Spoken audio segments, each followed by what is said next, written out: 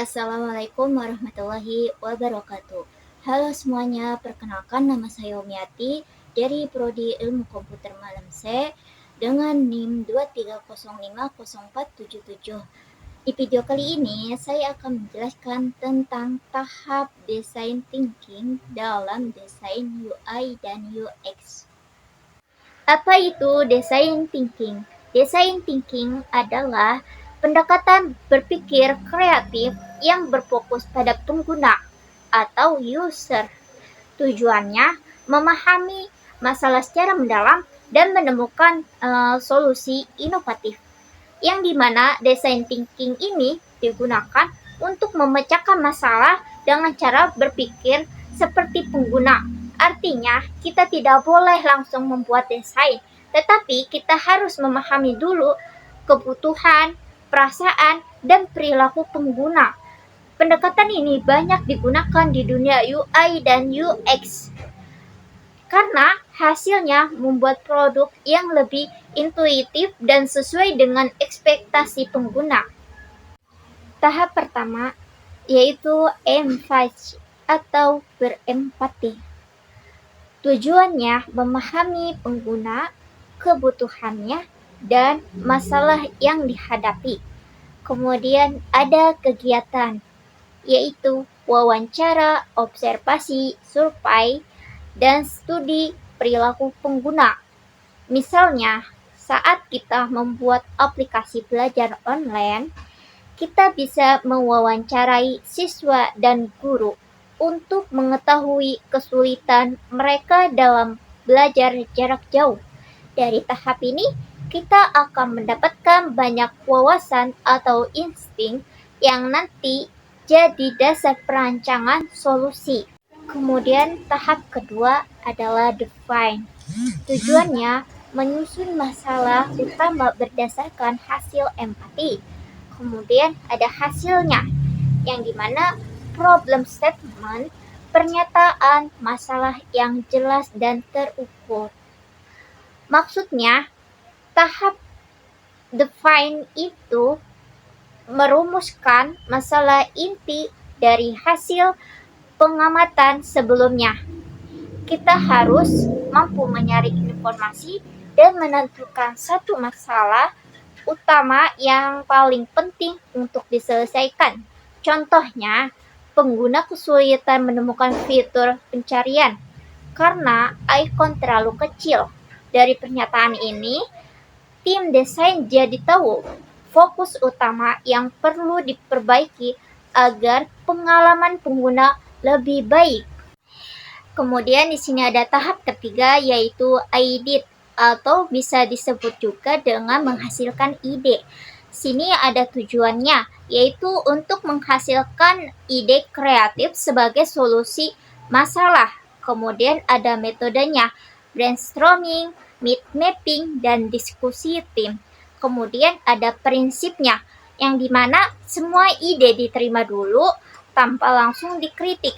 Jadi maksudnya itu setelah kita tahu masalahnya, kemudian kita harus berpikir kreatif dan mencari berbagai kemungkinan solusinya.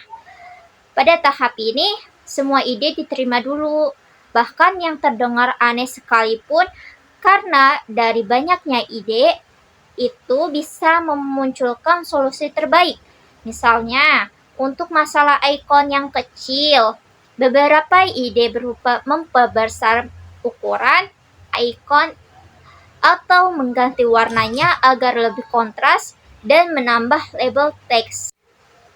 Selanjutnya tahap keempat yaitu prototipe atau bisa disebut juga dengan membuat model awal. Sini ada tujuannya yaitu untuk mengubah ide menjadi bentuk nyata agar bisa diuji. Kemudian ada bentuknya itu seperti sketsa, wireframe atau desain interaktif. Kemudian ada alat bantunya itu seperti Figma, Adobe XD, Canva, dan lainnya. Jadi tahap keempat ini kita mulai dulu membuat modal awal dari ide-ide yang sudah dipilih.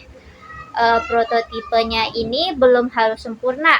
Yang penting bisa menunjukkan bagaimana solusi bekerjanya.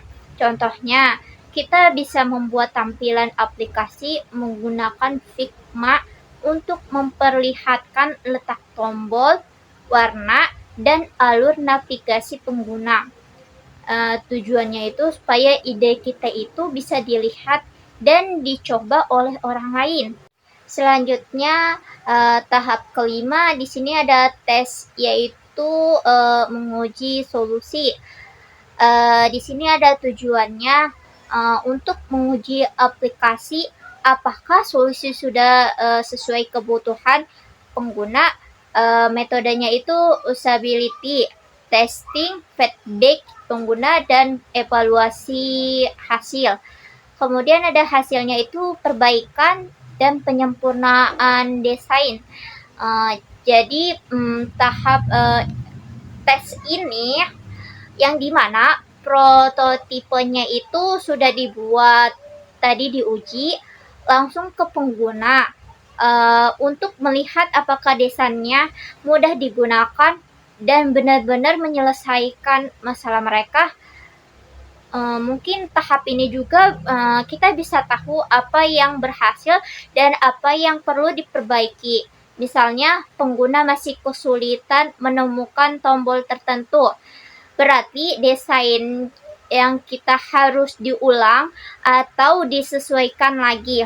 Proses ini bisa dilakukan berulang kali sampai hasilnya benar-benar maksimal.